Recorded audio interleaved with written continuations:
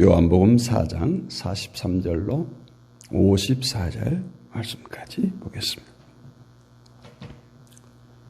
같이 읽습니다. 이틀이 지나매 예수께서 거기를 떠나 갈릴리로 가시며 친히 증언하시기를 선지자가 고향에서는 높임을 받지 못한다 하시고 갈릴리에 이르시매 갈릴리인들이 그를 영접하니 이는 자기들도 명절에 갔다가 예수께서 명절 중 예루살렘에서 하신 모든 일을 보았습니다라. 예수께서 다시 갈릴리 가나에 이르시니 전에 물로 포도주를 만드신 곳이라 왕의 신하가 그의 아들이 가버나움에서 병들었더니 그가 예수께서 유대로부터 갈릴리로 오셨다는 것을 듣고 가서 청하되 내려오셔서 내 아들의 병을 고치소서 하니 그가 거의 죽게 되었습니다. 예수께서 이르시되 너희는 표적과 기사를 보지 못하면 도무지 믿지 아니하리라. 신하가 이르되 주여 내 아이가 죽기 전에 내려오소서. 예수께서 이르시되 가라 내 아들이 살아있다 하시니 그 사람이 예수께서 하신 말씀을 믿고 가더니 내려가는 길에서 그 종들이 오다가 만나서 아이가 살아있다 하거늘 그 낫기 시작한 때를 물은즉 어제 7시에 열기가 떨어졌나이다 하는지라. 그의 아버지가 예수께서 내 아들이 살아있다 말씀하신 그때인 줄 알고 자기와 그 온 집안이 다 믿으니라. 이것은 예수께서 유대에서 갈릴리로 오신 후에 행하신 두 번째 표적이니라. 아멘. 믿음이 없는 이유. 예수님께서 늘 믿음이 있음을 칭찬하시고 그 믿음을 통해서 기적을 베푸시고 믿음이 없음을 책망하시는 장면을 성경에서 곳곳에서 보게 됩니다. 저희 시골 교회가 목회자가 한 50여 명 배출되었는데 그중에 선교사님도 2분 정도 되고 그 어느 누구도 모 교회의 목회자로 부름받은 적, 초빙받은 적은 한 번도 없습니다. 어떤 선배 목사님께서 그래요. 아니 고향 교회에서 불러주면 참 좋을 텐데 아직도 살아있는 친구들 벗들이 많아서 전도하기도 좋고 할 텐데 그런 얘기를 해요. 오늘 본문에 보면 예수님께서 그렇게 말씀하시죠. 선지자가 고향에서 높임을 받지 못한다. 또 요즘 이제 2세대들 흔히 목회자 자녀가 그 교회에 부임할 때 보면은 젊잖아요. 그 자녀가 어린 시절 성장하는 과정을 다 지켜본 성도들이 있어요. 그냥 자신들이 처음 봤던 그 모습 그대로 그런 어린 아이인 거예요. 성장하고 목사가 되어서 이러저러한 문제들로 이런 말씀을 하셨지 않을까. 오늘 예수님께서 말씀하시고자 한 것이 뭔가 신앙의 문제를 모두 눈에 보이는 것들로 생각하고 판단한다. 또 그것들을 근거로 해서 해결하려고 한다는 것을 지적하고 있습니다. 우리가 예배 방법의 개선 또 변화를 통해서 좀 더 하나님이 기뻐하시는 예배를 드리겠다는 의도 자체는 정말 신령과 진정으로 예배하기보다는 눈에 보여지는 것들을 근거로 해서 이 정도면 하나님께서 좋아하시겠지, 하나님께서 기뻐하시겠지, 보이는 것을 근거해서 예배하려고 했던 이 사마리아 여인과 다를 바가 없습니다. 히브리서 11장 1절은 믿음을 이야기하면서 믿음은 바라는 것들의 실상이요 보이지 않는 것들의 증거니라 이렇게 말하고 있죠.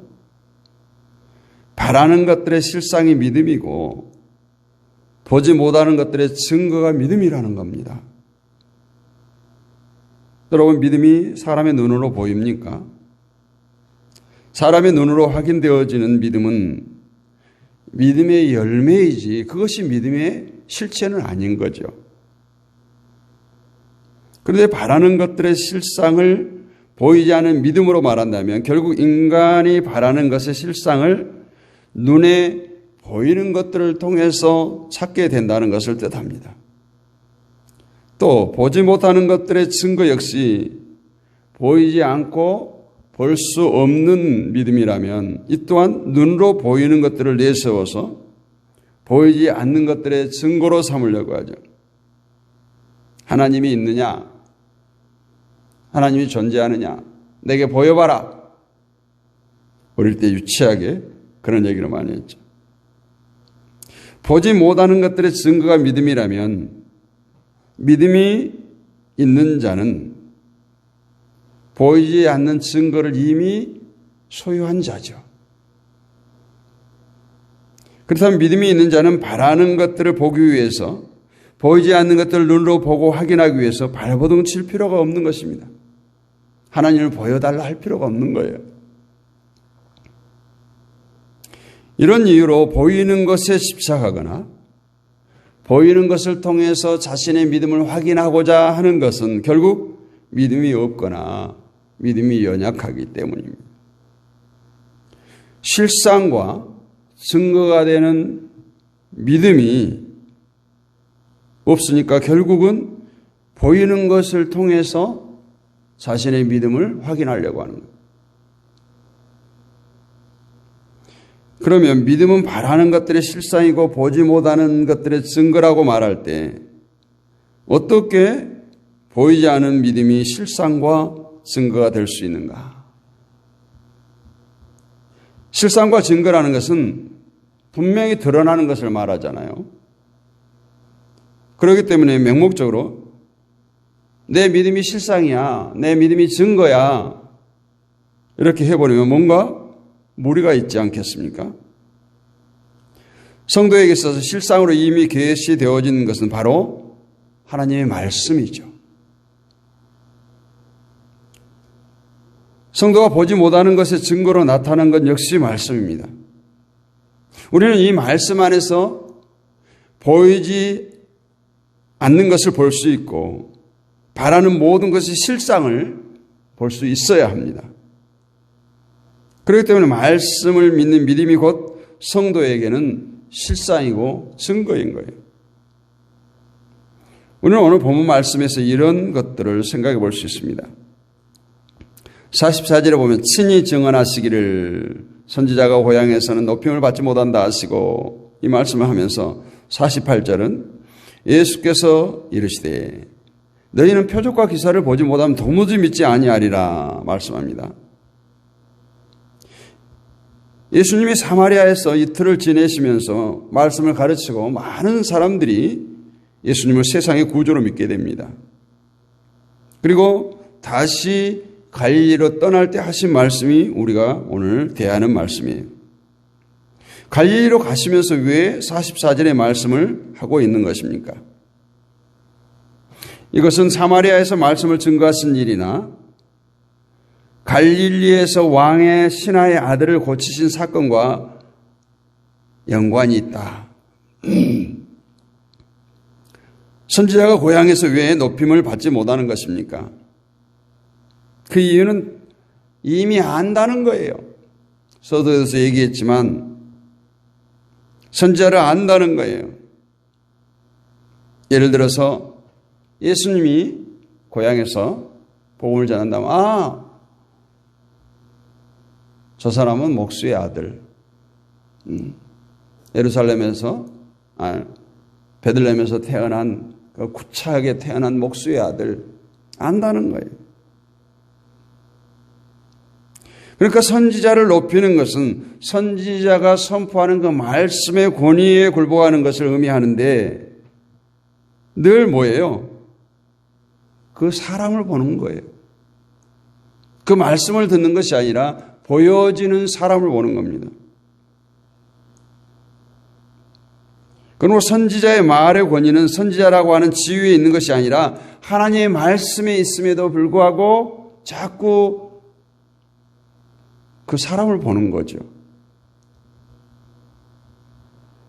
선지자의 말에 굴복한다는 것은 곧 하나님의 권위에 굴복하는 것입니다. 누구 집 아들에게 굴복하는 거 아니에요. 예를 들어 고향에서 치면 내 후배, 내 선배의 말이 아닌 거예요. 하나님의 말씀으로 들려줘야 되는 거예요. 그래서 선지자를 통해서 계시되어지는 말씀을 보기보다는 선지자 자체를 보기 때문에 오늘 고향에서 선지자가 좋은 대우를, 높임을 받지 못한다는 거죠. 마가복음 6장 1절로 3절 보면 예수께서 거기를 떠나서 고향으로 가시니 제자들도 쫓으니라. 안식일이 되어 회당에 가르치시니 많은 사람들이 듣고 놀라 가로되 이 사람이 어디서 이런 것을 얻었느냐. 이 사람의 받은 지혜와 그 손으로 이루어지는 이런 권능이 어찌 됨이뇨. 이 사람이 마리아의 아들 목수가 아니냐. 야고보와 요셉과 유다와 시몬의 형제가 아니냐. 그 누이들이 우리와 함께 여기 있지 아니하냐 하고 예수를 배척한지라. 다 안다는 거예요.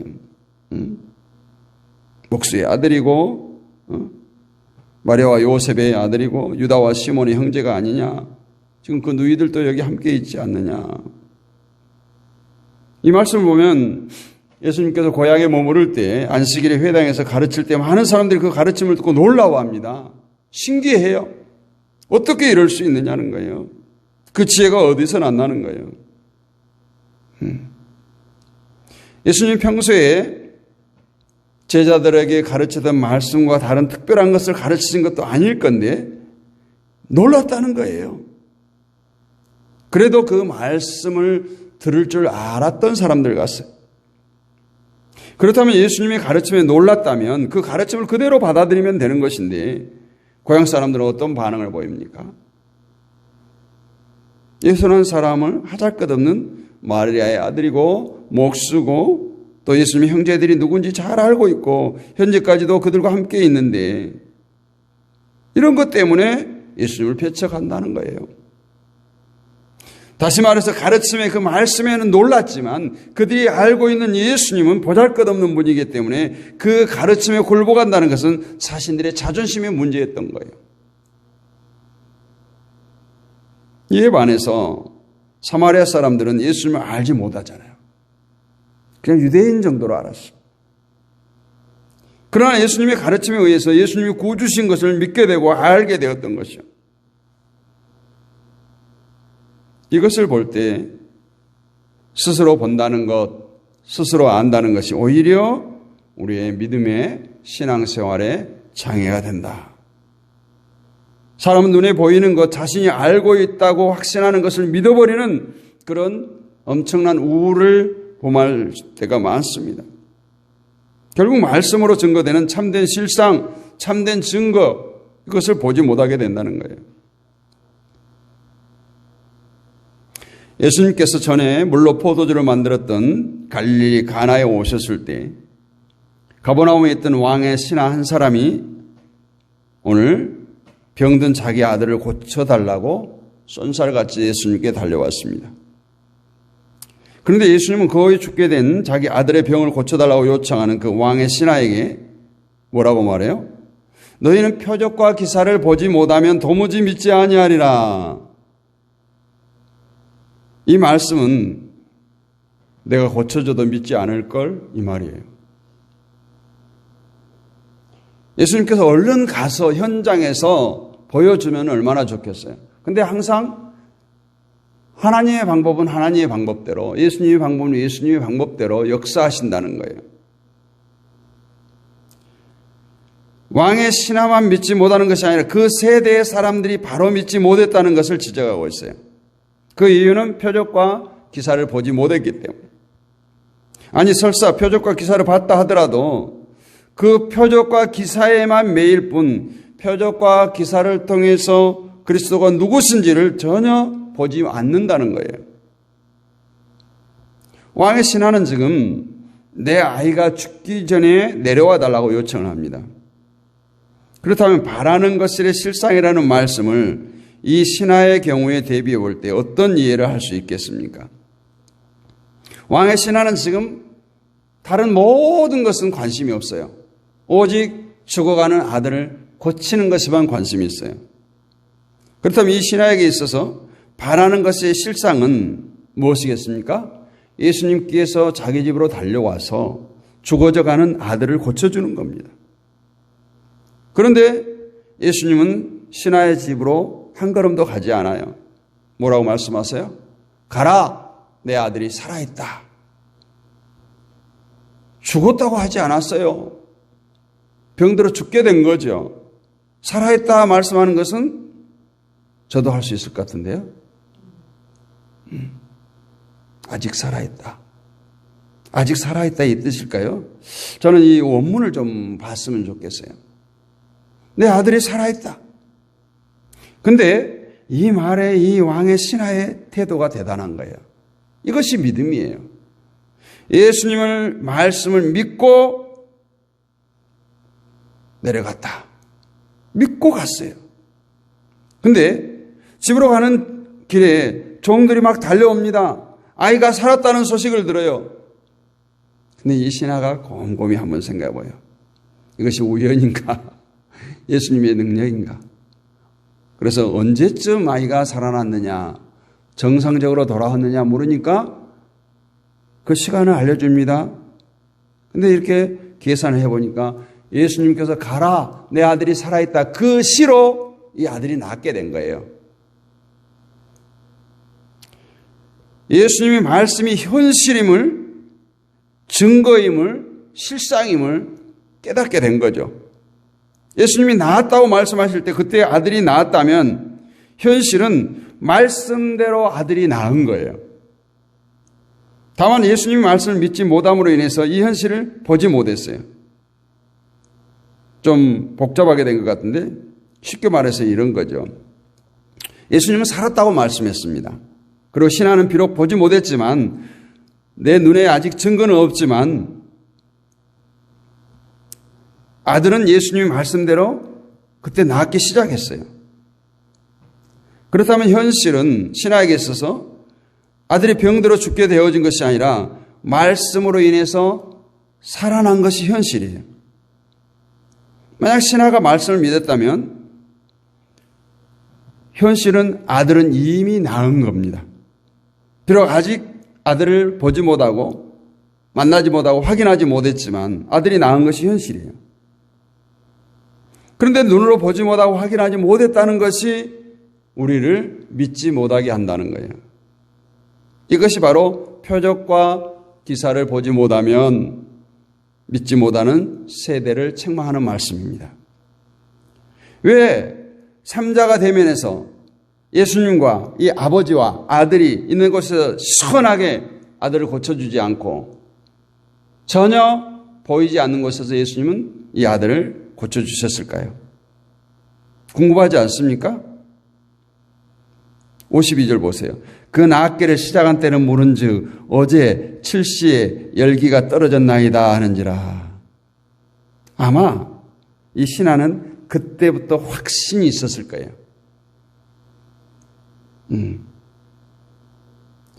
보지 않고도 믿으라는 거예요. 예수님의 말씀을 그대로 곧대로 믿으라는 거예요. 나았나? 안 나았나? 확인하기 전에 믿으라는 거예요. 그래서 오늘 너희들이 이적과 기사를 번거로 믿지 말고 내 말을 믿으라는 거예요.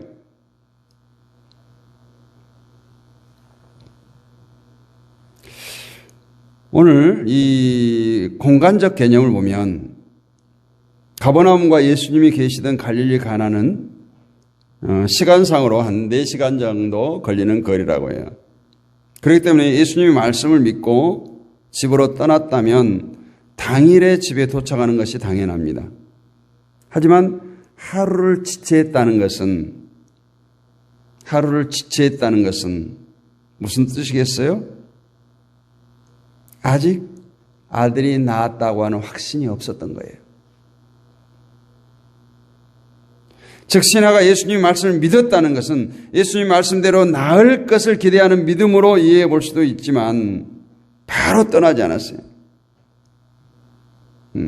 그래서 53절을 봅니다. 아비가 예수께서 내 아들이 살아있다 말씀하신 그 때인 줄 알고 자기와 그 온 집이 다 믿으니라. 이제 신하는 예수님 말씀대로 아들이 낳은 것을 확인하고 비로소 온 집이 예수님을 믿게 되었다.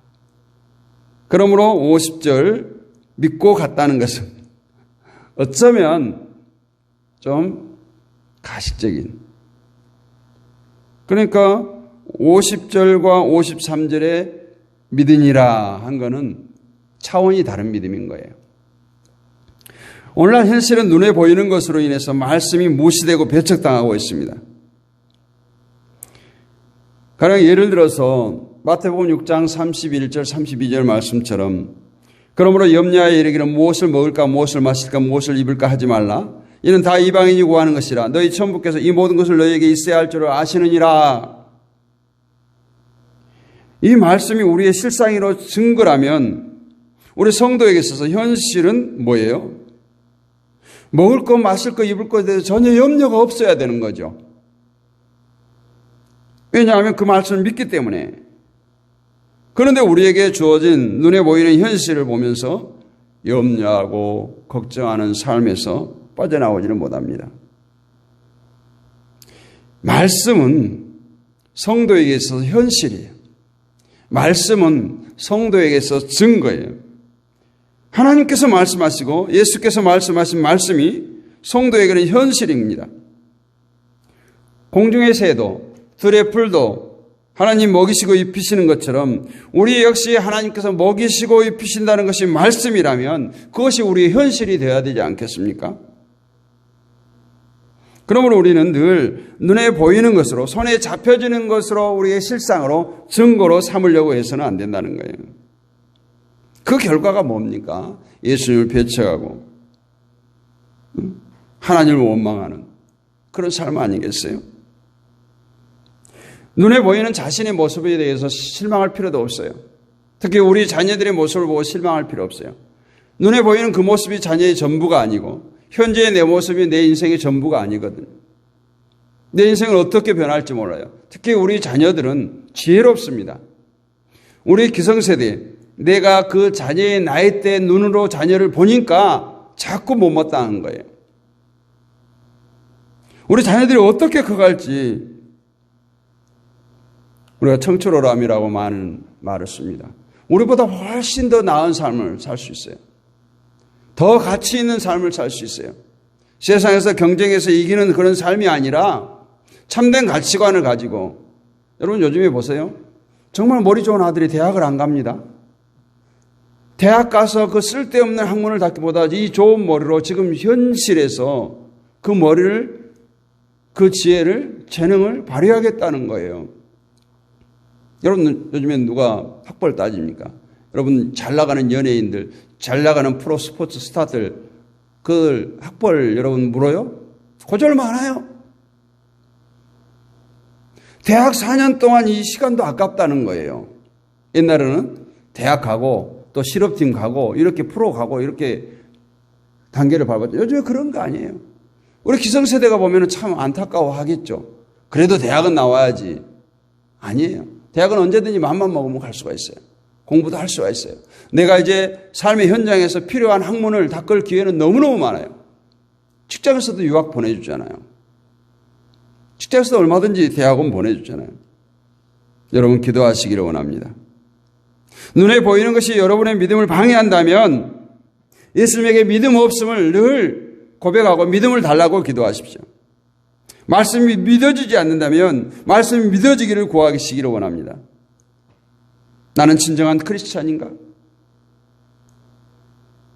말씀은 항상 보이는 것만을 실상으로 삼고 증거로 삼는 사람들로 인해서 무시되고 배척되어지고 있다는 것을 우리가 생각해야 돼요. 우리 주님은 도움을 요청하는 자를 외면치 않으시고 항상 자비를 베풀어 주십니다. 그런데 내가 원하는 바대로 안 해주세요. 예수님이 방법대로 해요. 오늘 이 신하의 아들을 고쳐주면서 쪼르륵 달려가서 그 집에서 많은 사람들이 가족들이 보는 앞에서 시원하게 이 아들을 살려주고 병을 고쳐주면 얼마나 좋겠습니까? 네 아들이 살아있다. 끝이에요. 그것을 믿으라는 거예요. 항상 우리가 기도할 때도 마찬가지예요. 내 방법대로 응답해 주는 것이 아니라 하나님의 방법대로 응답해 주십니다. 하나님의 때에 응답해 주세요. 우리가 그것을 기다리지 못하죠. 우리는 늘 손에 잡힌 것으로 눈에 보여지는 것으로 증거를 삼으려고 합니다. 말씀이 육신이 되어 오신 예수님. 말씀 가운데 운행하시는 성령님의 그 놀라우신 섭리와 역사. 우리가 축도할 때 그래요. 성령님의 감동, 감화, 내주, 교통, 충만. 이러한 모습들이 우리에게 보여질 때 이 눈에 아무 증거 하니 보여도 믿음만을 굳게 잡고 나아갑시다. 이렇게 사는 거예요. 오늘 저와 여러분이 이 신하의 믿음처럼 뭔가를 잡아보고 확인해보고 만져보고 믿는 것이 아니라 정말 예수님의 입으로 선포되는 모든 말씀이 정말 스폰지가 물을 빨아들이듯이 우리의 심령 가운데 스며들기를 원합니다. 그래서 오늘도 하나님의 도우심으로 성령님의 도우심으로 믿음의 승리자들이 다 되시기를 주님의 이름으로 축복합니다. 거룩하신 아버지 하나님 은혜를 감사합니다. 이 새벽도 하나님 말씀을 나누었습니다. 주의 성령께서 도와주셔야 되겠습니다. 함께하여 주셔야 되겠습니다. 우리는 늘 손에 잡히는 것, 눈에 보이는 것들로 만족해 하려는 못된 습성이 있습니다. 아버지 하나님, 말씀 가운데 이미 선포되어졌고 말씀을 통해서 우리에게 다가오신 그 주님을 날마다 붙들게 하여 주옵소서. 우리의 심령 가운데 예수로 충만케 하여 주옵소서. 성령께서 강권적으로 붙들어 주셔서 우리의 마음대로 살지 않게 하여 주옵소서. 우리의 생각대로 살지 않게 하시고 하나님의 말씀에 붙들려 살아가는 우리 모두가 되게 하여 주시옵소서. 이 새벽에도 함께하는 주의 모든 백성들 가운데 함께하여 주옵소서. 오늘 우리에 대해 문제가 어떤 신하의 아들과 같은 이런 문제들이 우리의 삶 가운데 너무너무 많이 있습니다. 우리는 그 문제를 가지고 주님 앞에 나옵니다. 주님은 그 문제를 가지고 걱정하지 말라고 말씀하십니다. 그럼에도 불구하고 날마다 우리는 그것을 붙들고 걱정, 근심, 염려하며 살아가고 있습니다. 주여, 우리의 못남을, 우리의 어리석음을 용서하여 주옵시고 오늘도 성령께서 우리의 언행 심사를 강권적으로 통치하여 주시고 역사해 주셔서 오늘도 주님을 기쁘시게 하는 주님의 마음을 시원케 해드리는 우리의 삶이 되게 하여 주옵소서. 온라인으로 함께하는 모든 지체들 가운데 함께해 주시고 저들의 삶의 터전인 가정과 직장과 사업장을 축복하여 주시고 무엇보다도 허리에서 난 자녀 손들을 주여 축복하여 주시옵소서. 질곡 가운데 있는 자들이 있습니다. 주여 저들을 만져주시옵소서. 오장육부를 깨끗게 해주시고 신경세포, 골수, 혈관 모든 것들 하나님의 지으신 바대로 머리끝부터 발끝까지 깨끗이 치료하여 주시옵소서. 믿사옵고 살아계신 우리 주 예수 그리스도의 이름으로 감사하고 기도하옵나이다. 아멘. 하늘에 계신 우리 아버지, 아버지의 이름을 거룩하게 하시며 아버지의 나라가 오게 하시며 아버지의 뜻이 하늘에서와 같이 땅에서도 이루어지게 하소서. 오늘 우리에게 일용할 양식을 주시고 우리가 우리에게 우리 죄를 용서해 주시고 우리를 시험에 빠지지 않게 하시고 악에서 구하소서. 나라와 권능과 영광이 영원히 아버지의 것입니다. 아멘. 오늘도 우리 모두 마음을 모아서 합심하여 부르짖어 기도하겠습니다. 기도는 반드시 응답됩니다.